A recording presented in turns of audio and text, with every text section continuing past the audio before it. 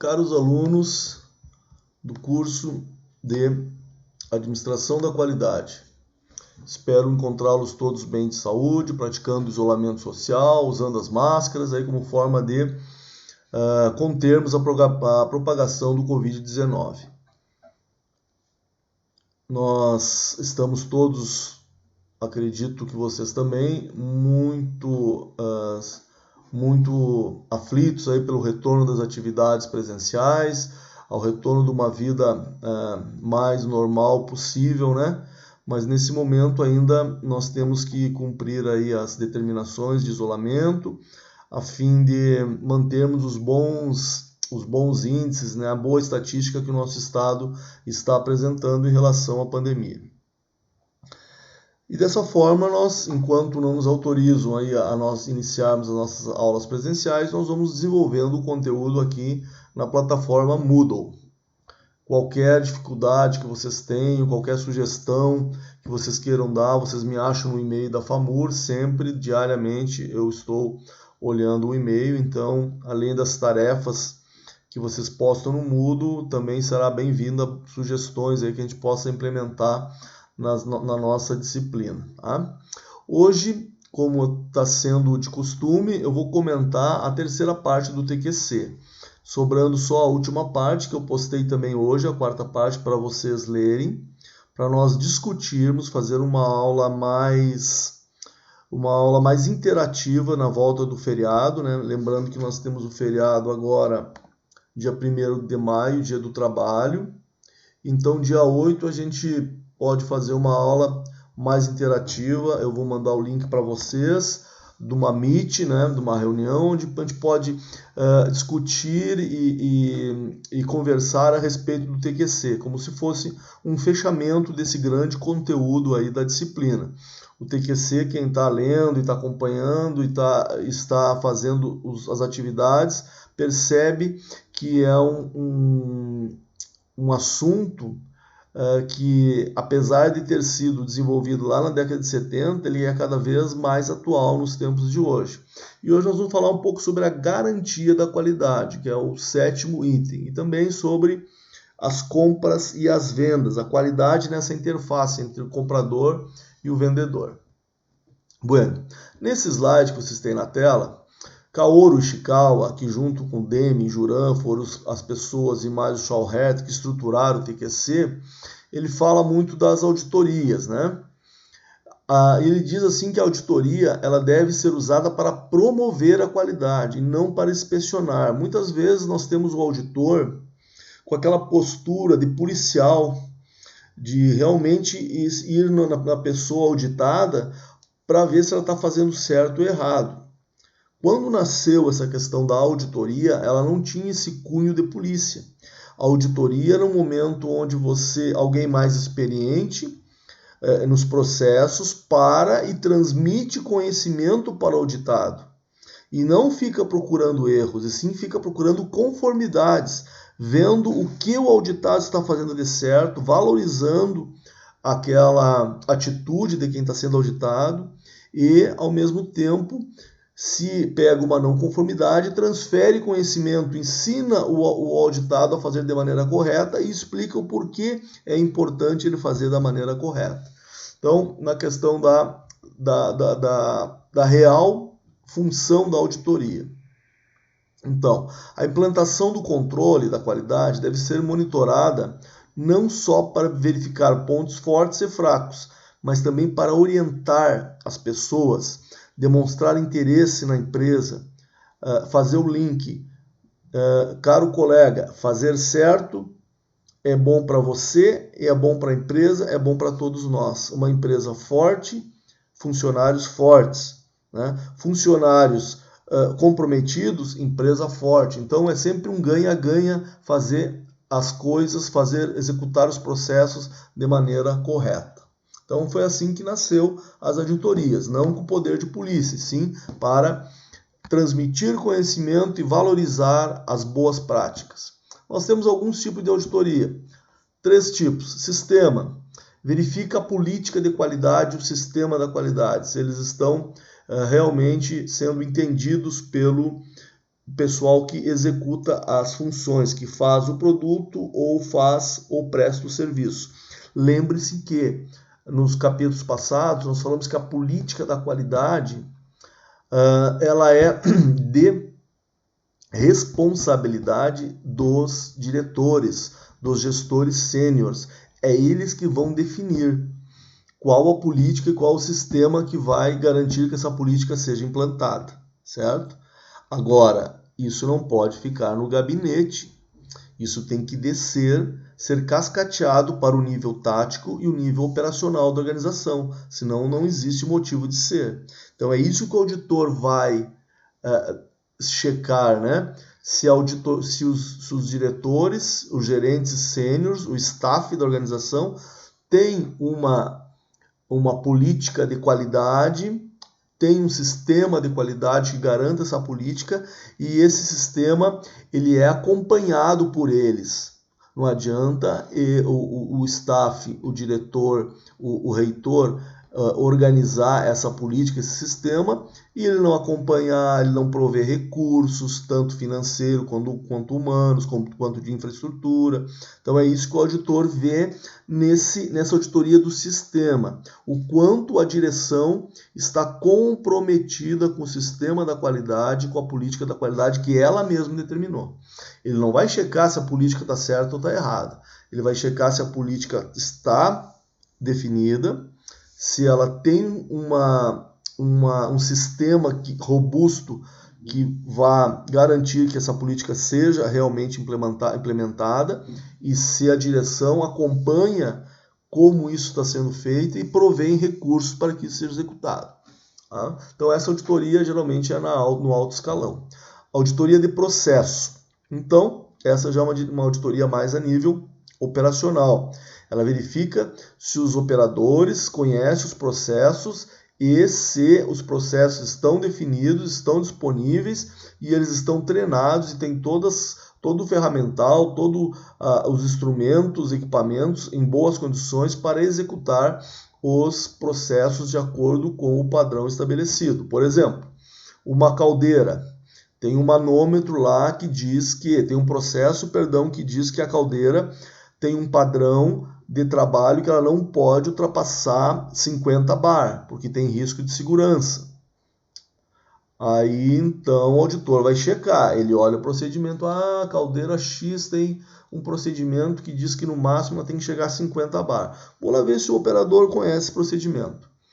Aí ele chega na tal da caldeira, o operador não conhece o procedimento, mas se interessa, vai atrás, descobre o tal do manômetro, chega lá, o manômetro até quebrado já está. Então aí nota-se que não tem uma coerência entre o que você colocou no papel, que aquele procedimento é importante, que aquele 50 bar é importante, chega na hora de fazer o cara crachar, o operador não conhece o procedimento, o manômetro que mede a pressão está até quebrado. Então é isso que é visto na auditoria de processo. Se os procedimentos, os padrões técnicos estão disponíveis para os operadores, se os operadores conhecem, se as pessoas conhecem esses procedimentos e padrões e se elas têm condições de equipamento, de instrumentos para garantir que o procedimento seja cumprido. E a auditoria de produto, né? Que, como o próprio nome diz, é uma auditoria que esquece, depois ela retorna para o processo, mas nesse momento esquece o produto que gerou, o processo que gerou aquele produto, foca só no produto. Por exemplo, a auditoria de uma geladeira, num eletrodoméstico, o que o auditor vai fazer? Ele vai ligar, vai ver se a geladeira liga e desliga, vai ver se ela mantém a temperatura estipulada, vai ver as condições de segurança, vai analisar o acabamento, a pintura, enfim. Ele vai analisar o produto. Depois, se ele encontrar um problema no produto, ele pode até retornar ao processo que originou esse produto, mas nesse momento o foco é no produto. Muitas vezes tem as auditorias de tear down, que eles chamam, né? Eles pegam um produto pronto e desmontam todo o produto em todas as suas peças e analisam peça a peça em relação ao exigido, especificado, com o encontrado. São auditorias de produto mais profundas, tá? Geralmente são feitas em itens que comprometem segurança, freios, caixa de câmbio, motores, né? São itens que podem levar a algum acidente, algum problema sério de segurança. Então essas são auditorias no produto. Relembrando, 3 auditorias, uma do sistema, uma dos processos e uma do produto. Novamente aqui ele falando, né, na frase de baixo, que a auditoria tem o princípio de ajudar, de auxiliar, de transmitir conhecimento, de motivar as pessoas e não só um princípio de polícia. Auditores externos. Muito bem. Auditores externos. O que eu estou fazendo aqui? Eu pulei um slide? Não. Auditores externos. Os auditores externos, eles vão auditar, são pessoas que vão auditar uma empresa que não é aquelas que ele trabalha. Então, por exemplo, o fornecedor pode e deve auditar, né?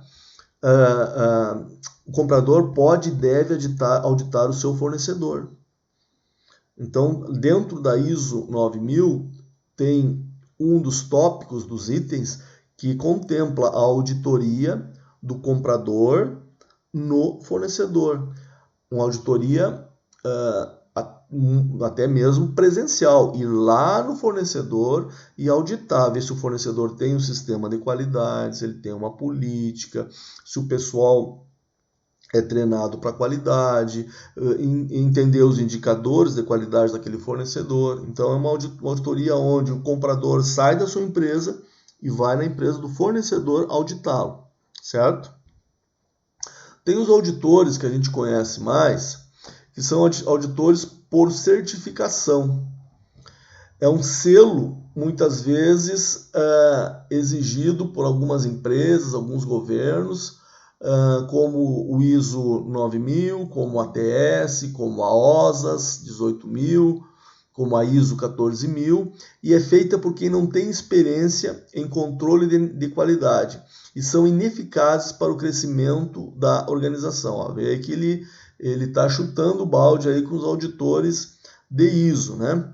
Eu não seria assim tão radical, porque quando você sofre uma auditoria da ISO 9000, apesar de você ser auditado por pessoas que não têm muita experiência naquele processo que elas estão auditando, então, se você quiser, você dá uma enrolada, consegue mascarar alguns problemas que você tem. Sempre quando você recebe uma auditoria de ISO 9000, ou de OSAS 18, ou de ISO 14, ou de TS, existe uma movimentação prévia para deixar tudo o mais certo possível. Então, nos tira da zona de conforto e nos leva a uma força-tarefa. Não deveria ser assim. As coisas deveriam estar certas ao natural. Mas 99% das empresas acontece isso. Acontece uma força-tarefa antes da auditoria para deixar tudo certo, tudo redondinho. E nessa força-tarefa acontecem muitas coisas boas. Pessoas são retreinadas, pessoas são recertificadas, instrumentos são calibrados, padrões são revisados, procedimentos são revisados. Então, mesmo que essa pessoa não tenha tanta experiência, a empresa sempre fica com aquele receio de perder a certificação e isso gera um movimento positivo de colocar tudo em ordem. É como se nós fôssemos... apesar da nossa casa estar organizada, quando a gente vai receber uma visita, a gente dá aquele traquejo final, aquele polimento final. Então é isso que acontece. Então, apesar delas não servirem muito para a evolução da organização na qualidade, pelo menos elas servem para botar a casa em dia em determinados momentos. Auditores independentes, muito utilizado no Japão, rara no Brasil. Então, são alguns consultores independentes em relação à qualidade, que implementam projetos, enfim. Como ele fala, é uma auditoria rara no Brasil. E os prêmios nacionais. Os mais conhecidos aqui é o PNQ, o PGQP, né? o Programa Gaúcho de Qualidade e Produtividade, o Programa Nacional de Qualidade, o Malcolm Bridge nos Estados Unidos, o Prêmio DEME no Japão. Então, são auditores que vêm dar uma premiação para a empresa. Vão auditar os processos, vão ver se aquela empresa está qualificada a receber um prêmio. É bastante marketing aí essas premiações, tá? Já foi mais rigoroso, hoje é muito para propaganda da empresa. Implantação da organização da garantia da qualidade. Como que eu garanto a qualidade? Né? Primeira coisa que eu faço é tratar das reclamações dos clientes e as não conformidades de auditoria, certo? Então, o tratamento das reclamações deve ser uma prioridade da empresa. Ele fala aqui, deve ser montado um Pareto, nós vimos lá o Pareto, né, que ele é uma ferramenta de foco, uma ferramenta de orientação, uma ferramenta de focar esforços naquilo que vai fazer diferença realmente. Então, por exemplo, uma empresa de transporte que está com 100 reclamações de mercadoria quebrada e 10 reclamações de mercadoria extraviada, ela tem que dar um foco nas 100 reclamações de mercadoria quebrada. Então, o problema não está sendo na rota do caminhão, está sendo no manuseio. Então, o Pareto nos dá esse senso de prioridade. Tá? Então, definir projetos prioritários para essas reclamações aí que aparecem no primeiro plano no Pareto. Fazer um plano 5W2H, que nós vamos ver também no decorrer da disciplina. O que o Pareto vai nos dizer? Tratar as mercadorias quebradas. Como? Treinamento, desenvolvimento de embalagens. Por quem? Pelo gerente da transportadora. Quando? Até dezembro de 2020. Quanto vai custar? Vai custar R$10.000 ou R$20.000. Né? Então, fazer um plano 5W2H, onde nós vamos tratar as reclamações prioritárias, aquela que o Pareto nos indicou. Então, isso é a primeira etapa. Ainda na primeira etapa, a auditoria da qualidade é responsável pela auditoria de processo e produto, e fora da empresa pela auditoria dos fornecedores. Vimos então que nós temos essas 3 tipos de auditoria, né? Auditoria de processo, de produto e também auditoria de fornecedores, tá?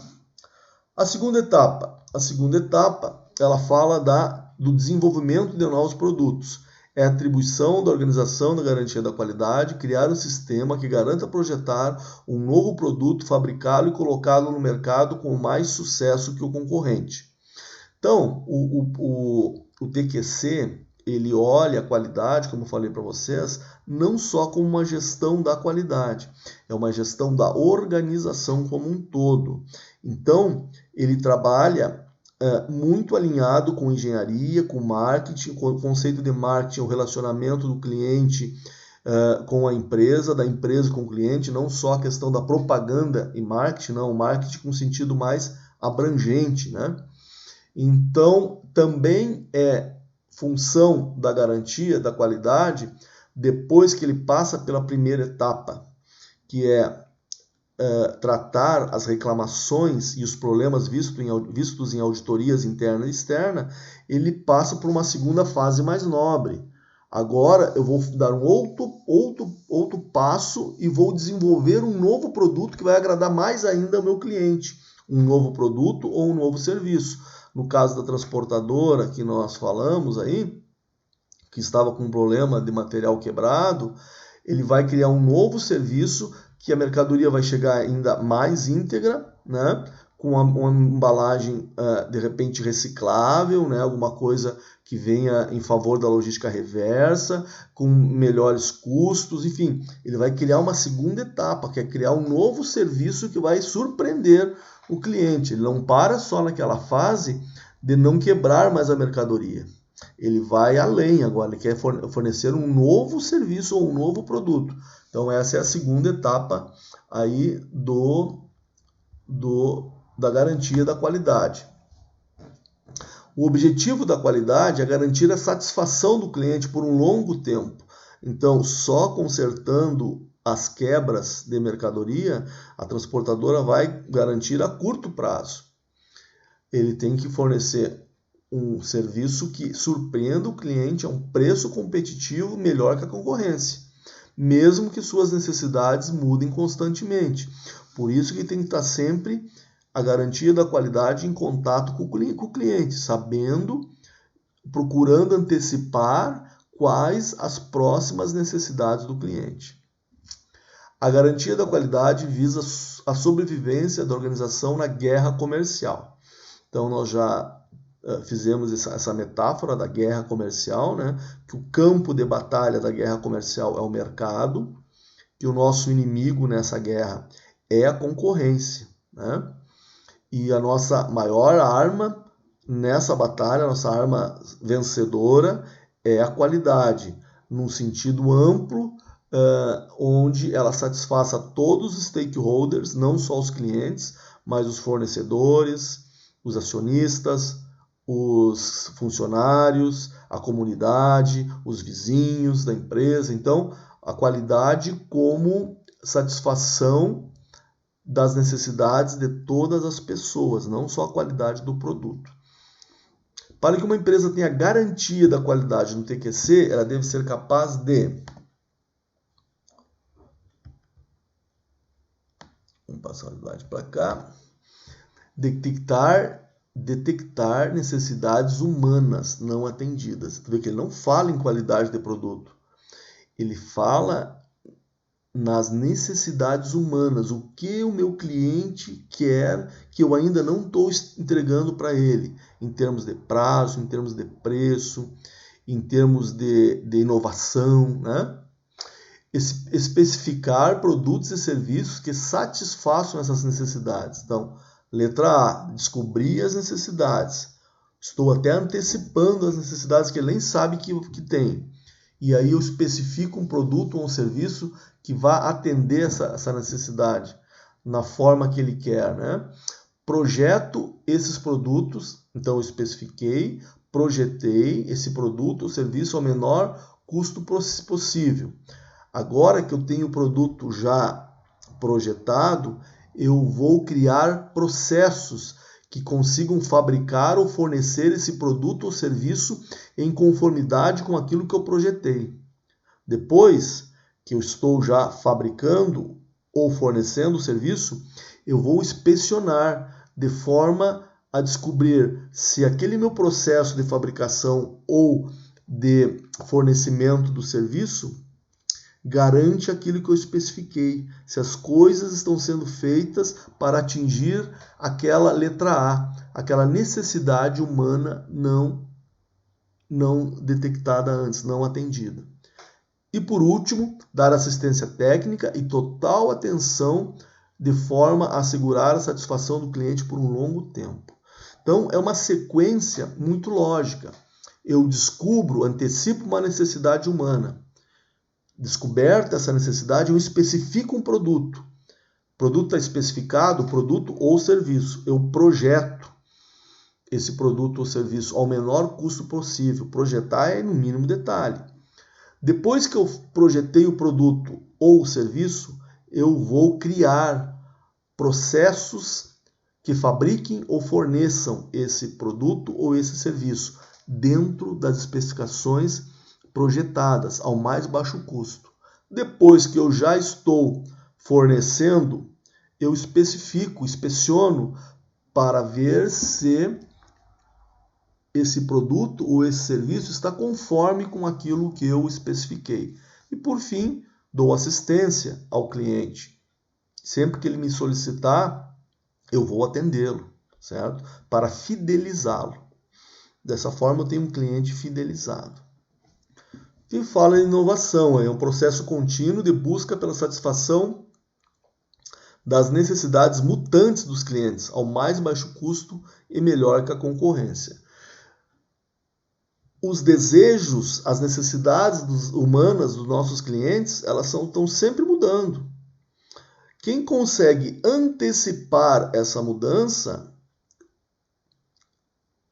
diz-se que fez uma inovação. Então, a inovação nada mais é que antecipar algo que o cliente deseja. E aí, quando você antecipa algo que o cliente deseja, geralmente você sai na frente. Saindo na frente, você consegue ter um preço melhor que a sua concorrência, porque a sua concorrência não vai demorar para ter aquele produto. Então, por isso que a inovação hoje em dia ela está tão na moda, ela é tão falada, tem tantos cursos, tem tantos treinamentos sobre inovação, porque quem consegue inovar consegue colocar o preço que ele quer, porque a concorrência não tem um produto ou um serviço igual, pelo menos por um período de tempo. Depois ele tem que se inovar novamente. As necessidades, elas são mutantes, certo? Então essa sequência aqui é bem lógica, tá? E bem bacana e é bem atual até hoje. Se vocês pensarem nessa sequência, é isso que nós como clientes queremos. Algo que atenda às nossas necessidades a um baixo preço. Queremos uma empresa que realmente entregue aquilo que ela prometeu. Queremos uma empresa que nos dê assistência quando nós precisamos, certo? Por isso que eu falo que o TQC vai passando as décadas, ele fica cada vez melhor. É que nem um bom vinho tinto. Quanto mais passa o tempo, mais encorpado, mais sabor, mais aroma ele tem.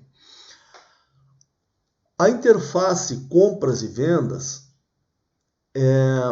nesse caso ele fala muito do marketing, né? Kaori Ishikawa diz que o marketing é a entrada e a saída da qualidade. Mas marketing aqui, pessoal, não é propaganda. Marketing é o relacionamento da empresa com seus clientes e com seus fornecedores, tá? Então ele fala aqui, no TQC o marketing tem um sentido mais amplo de atendimento ao cliente, de gestão da interface empresa-cliente. É por meio das atividades de marketing que a organização captará as necessidades e os anseios do cliente. Então, o marketing é o canal de comunicação entre os clientes e a empresa, de forma que eu consiga captar as necessidades, os anseios e até as broncas do meu cliente com a organização. E eu consigo, com isso, atuar nesses feedbacks que o cliente está me dando, envolvendo até os meus fornecedores. Porque no marketing, o fornecedor tem que ser um parceiro. O fornecedor é aquele parceiro de confiança que eu escolhi para andar junto na minha trajetória de sucesso. É o parceiro que eu escolhi para acompanhar a minha empresa na minha trajetória de sucesso. Por isso que ele fala que o marketing é a entrada e a saída da qualidade. Se eu comprar mal a matéria-prima, dificilmente eu vou ter na saída um produto bom. Então o marketing ele faz essa ligação entre o fornecedor e entre o cliente e a empresa. Ele faz esse meio de campo. Tenho certeza que vocês nunca ouviram ou poucos ouviram esse conceito de marketing como sendo o canal que faz a interface entre o fornecedor, a empresa e o cliente. Ele faz esse feedback. Se o cliente está reclamando de algo, o meu fornecedor tem que saber, né, se ele está envolvido dentro desse processo, para ele tentar melhorar, para ele melhorar a qualidade, para ele colocar uma matéria-prima diferente, que antecipe alguma nova tendência. Então, o marketing é que faz esse alinhamento dentro do TQC, certo? Não é aceitável um setor de marketing que tome decisões na experiência e no sexto sentido. Sempre, pessoal, a experiência, a expertise, ela é importante, ela vai ser sempre considerada, mas nós não podemos tomar decisões só na experiência.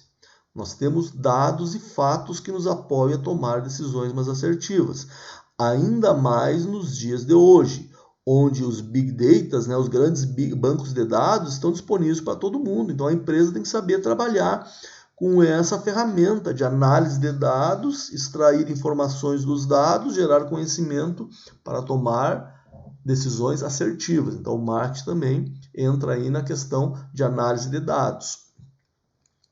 O homem das compras, no TQC, deve estar consciente que o preço não é o único atributo. Ele é importante e sempre vai ser. Agora, muitas vezes eu comprar uma matéria-prima mais barata, todo o transtorno que ela vai gerar ao longo do meu processo e depois, muitas vezes, lá no mercado já, né, exigindo recalls aí das empresas, a gente está sempre vendo recall, é alguma coisa que a empresa comprou mal ou geriu mal o seu processo interno que foi acabar no cliente, a empresa teve que ir lá e assumir o prejuízo, né? Essa dificuldade de relacionamento comprador-fornecedor pode levar erroneamente as empresas a buscar a verticalização. Se eu tenho muita dificuldade com o meu fornecedor, em vez de eu aproximar e entender a dificuldade do fornecedor e muitas vezes ajudá-lo, porque às vezes a minha empresa tem mais estrutura que a dele, eu digo, não, eu vou comprar a máquina e vou fazer em casa. Deixa o cara lá. Então é um erro. Fornecedor, se nós escolhemos ele para parceiro, nós temos que ajudá-lo a desenvolvê-lo em processos, em procedimentos, em tecnologia, para ele ser o nosso parceiro de fé na hora boa e na hora ruim. O TQC devemos considerar o fornecedor parte do negócio. Ele não é inimigo, ele é como se fosse um sócio da empresa, procurando desenvolver ao longo dos anos um relacionamento confiável, baseado na confiança, estabilidade e duradouro. As especificações representam um acordo entre fornecedor e comprador e contêm as características que as matérias-primas, peças, materiais, embalagem, subembalagem, etc. devem obedecer. Então eu tenho um acordo com o meu fornecedor que ele vai me entregar daquela forma. E esse acordo tem que ser baseado na confiança. Se eu for só inspecionar, eu troco do fornecedor. Então eu tenho que ter confiança que ele vai me entregar aquilo que nós acordamos. A hora que mudar o acordo, ele tem que ser o primeiro a saber. Agora eu não quero mais dessa forma, eu quero receber de uma outra maneira. Então, o marketing para o TQC, ele faz essa relação entre as entradas do meu processo, matéria-prima, os terceiros, todos envolvidos no processo, o processo em si e a saída, como que o cliente está recebendo esse produto e esse serviço. Então, o marketing no TQC, ele é muito mais que propaganda e marketing. Ele é análise de dados, é contato com o cliente, é contato com o fornecedor, é um gerador de informações para a operação, saber onde ela está acertando, onde ela está errando, certo? Então, esse é o viés do marketing aí, fazendo essa interface entre compras e vendas. Certo, pessoal?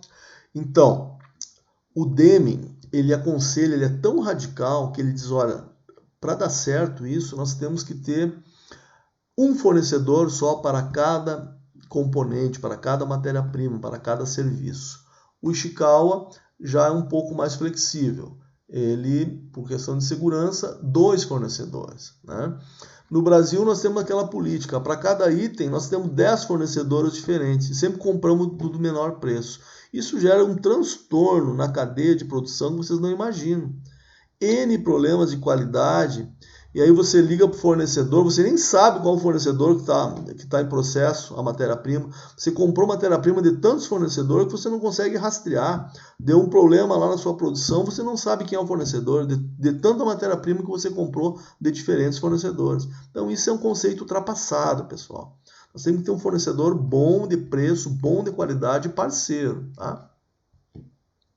Uma empresa não pode ser competitiva de forma isolada. Ela faz parte de uma cadeia de compradores e fornecedores, que tem todos o mesmo objetivo. Hoje já se fala, na moderna logística, que as empresas não competem entre si, elas competem entre as suas cadeias de fornecimento.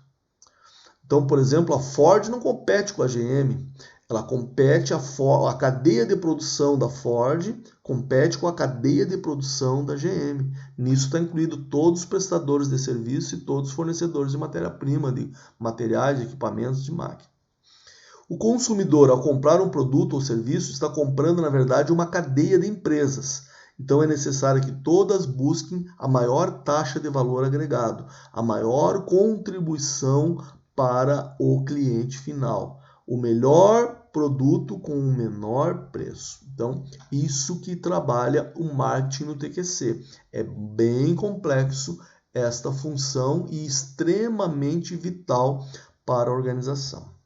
Então, espero ter podido esclarecer aí a questão da garantia da qualidade, a importância das auditorias, não com poder de polícia, mas sim com o poder de compartilhar, de ensinar, de transmitir conhecimento, a importância de resolver os problemas que foram encontrados nas auditorias, resolver os problemas sinalizados pelos clientes, para ir no próximo passo oferecer um produto ou um serviço melhor que aquele que nós já estamos oferecendo.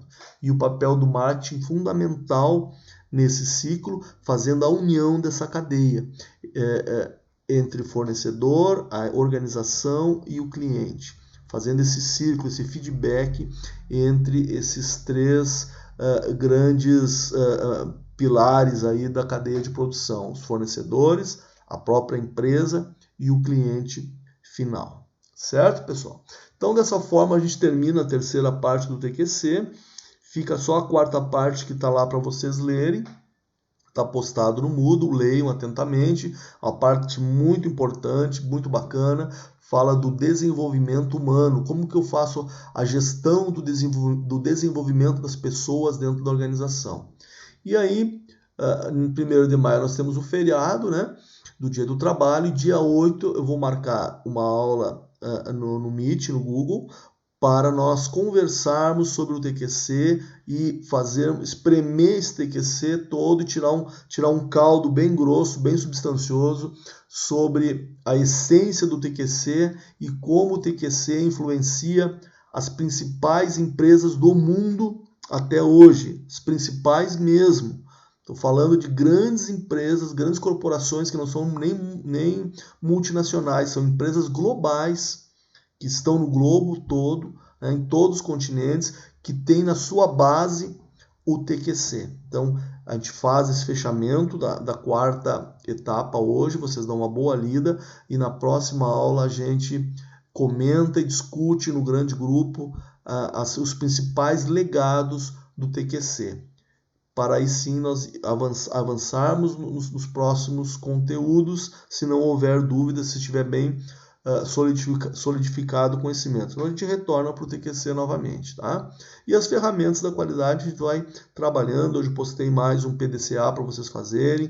Vocês vão ter 2 semanas para fazer, então façam com calma, use as ferramentas, tentem montar o gráfico do Pareto, façam um plano 5W2Hs, identifiquem, façam um brainstorming, tentem colocar as principais causas no eixo do Ishikawa, né? Por exemplo, aqui, naquele exemplo da transportadora, a mercadoria quebrada. Então, no brainstorming pode aparecer diversas situações. A embalagem é fraca. Bom, então a embalagem é material, já coloco lá no eixo do material. A embalagem não adequada. Talvez o empilhamento esteja inadequado, pede para colocar 4 pilhas, mas com 4 pilhas a de baixo quebra. Então, procedimento, treinamento lá no método. Então, o empilhamento não pode ser de 4 caixas, tem que ser de 3. Então, procurem colocar as possíveis causas dos problemas dentro dos eixos do Ishikawa. A mão de obra é uma mão de obra que não foi treinada. O pessoal era lá da manutenção dos caminhões e foi deslocado para fazer a montagem da carga. Bom, então montaram um programa de treinamento para a mão de obra. Lá na perninha, lá na espinha de peixe, mão de obra, treinamento do pessoal das docas. Então, procurem fazer o PDCA com o máximo de informação, utilizando as ferramentas. Você tem 15 dias para fazer. Aí na próxima aula, dia 8, além de discutir o TQC, fazer uma síntese, a gente dá uma boa passada aí pelas produções que vocês fizeram do PDCA, ok? Obrigado, até a próxima.